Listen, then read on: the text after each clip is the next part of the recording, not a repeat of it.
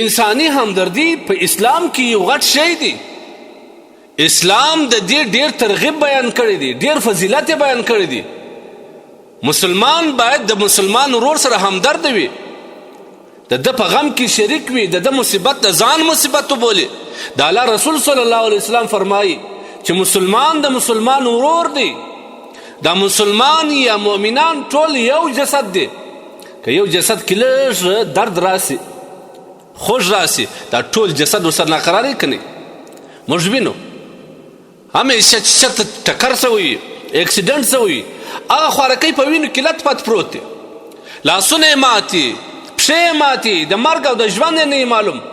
زموږ خلک داسې ورته وګوري ځینې تېرېږي موټران ځینې بیایي چې ډېر غمخوار یې هغه نه د خپلې ویډیو په خاطر راسي ورته ودرېږي، بجای د دې چې دی پورته کړي، بجای د دې چې دی د دغه خوږ حالات حس کړي او په موټر کې پورته کړي، د یو هسپتال یې ورسي، د یو مستشفا یې ورسي، د یو شفاخانې یې ورسي.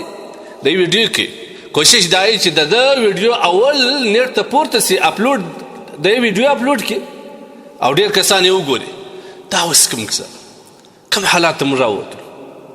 هلته یو مسلمان په وینو کې پروت دی، هلته یو مسلمان لاسونه او پښې مات دي، هلته یو مسلمان په موټر کې بند دی، آهو چغارې بغارې دا ګرد انسانان اوري، لیکن دې انسانانو موبایلان پر نیول دي ویډیو کې.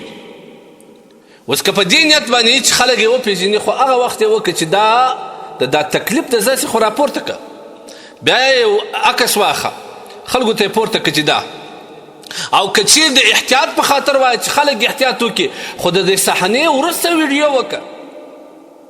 دلته مسلمان په وینو کې پروت دی، دلته مسلمان لاسونه او پښې مات دي، دلته مسلمان په موټر کې بند دی، د مرګ او د ژوند درک یې نشته.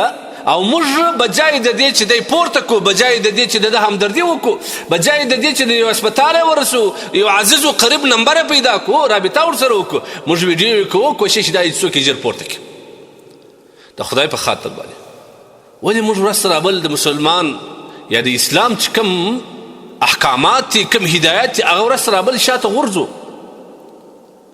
حال دا دی چې کوم مسلمان د مؤمن سره ودرېدي، دا تکلیف د ځان وبولي، دا درد د ځان وبولي، الله جل جلاله به په دغه عمل باندې دی د قیامت د دردو او د تکلیفات څخه خلاص کړي. نو ته د دنیا تکلیف وګوره، ته د آخرت ته وګوره.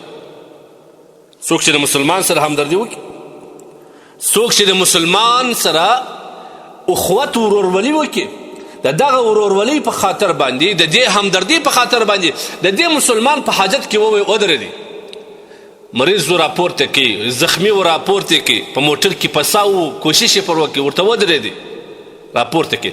در هغه ساعته چې دی د دغه مؤمن په حاجت و او په همدردي باندې بوخت او اخته دی، په هر قدم باندې، په هر منټ باندې یو ګناه رژېږي، یو نیکي الله وکړي. او په آخر کې چې کله د حاجت پوره کوي، الله پاک جل جلاله د ده ټولې ګناهونه معافوي.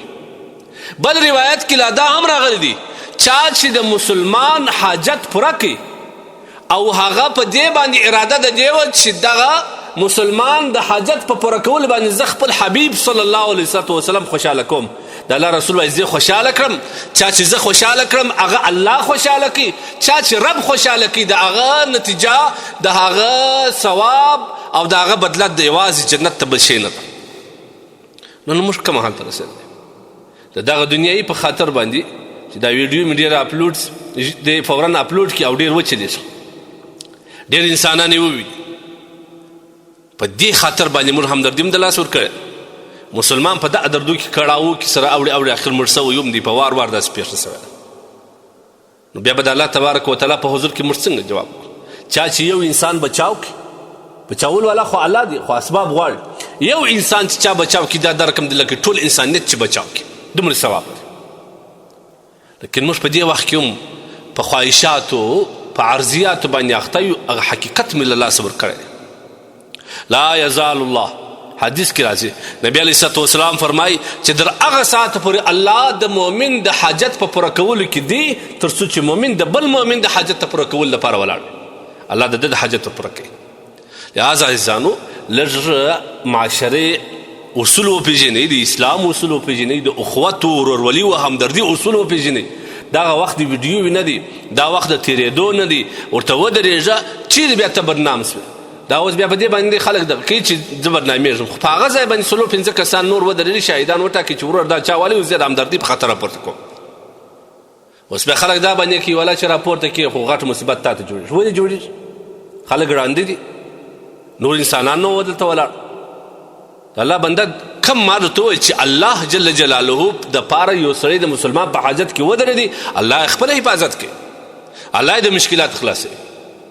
دا اسلامي اصول دي. کم وخت چې مسلمان په مصیبت کې و، په مشکل کې و، په درد کې و، په تکلیف کې و، ستا دا اسلامي فریضه ده، دا د ورورولۍ فریضه ده چې ته به د دا مسلمان د حفاظت کوشش کوې.